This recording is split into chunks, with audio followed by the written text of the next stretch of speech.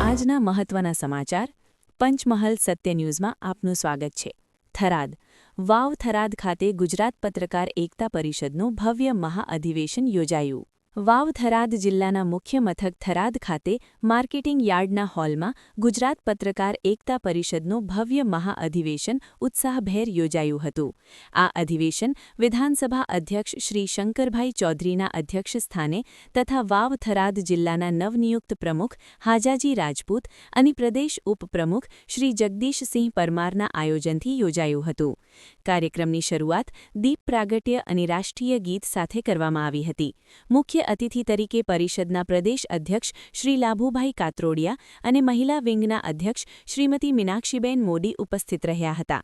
સાથે જ વિવિધ સમાજના આગેવાનો, રાજકીય નેતાઓ અને રાજસ્થાનથી આવેલા મહાનુભાવો મોટી સંખ્યામાં હાજર રહ્યા હતા। ગુજરાતના સુરત, અમદાવાદ, વડોદરા, પંચમહાલ, દાહોદ સહિત અનેક જિલ્લાઓમાંથી પત્રકારોની નોંધપાત્ર હાજરી રહી હતી। અધિવેશન દરમિયાન થરાદ જિલ્લાની નવી જિલ્લા કમિટીની સત્તાવાર જાહેરાત કરવામાં આવી હતી, જેને લઈ પત્રકારોમાં ઉત્સાહ જોવા મળ્યો હતો।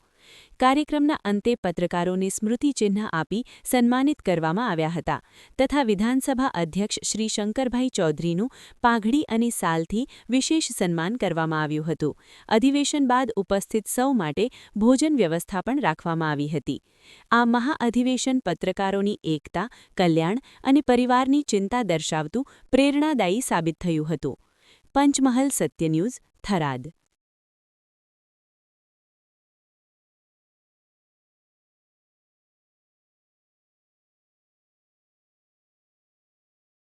पहली वक्त आई मैंने खबर पड़ी અને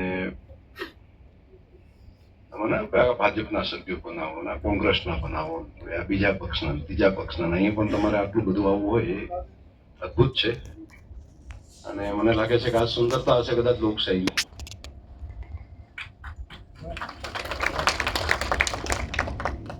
લાભુભાઈ એ કાર્યક્રમમાં મારા મિત્ર હોવાથી હું સલીમભાઈ બાવાણીની સાથે કાર્યક્રમનું સંચાલન કરવા ગયેલો, કારણ કે મેં અગાઉ 22 વર્ષ રાજનીતિમાં કાઢેલા છે, ધારાસભા પણ લડેલો છું, એટલે કાર્યક્રમના સંચાલન તો ફાવતા જ હોય કોઈ પણ કાર્યક્રમને। એટલે મને કે તમારે આવવાનું છે ને આ કાર્યક્રમનું સંચાલન તમારે કરવાનું છે, એટલે મેં કન્ડિશન કરી અગાઉ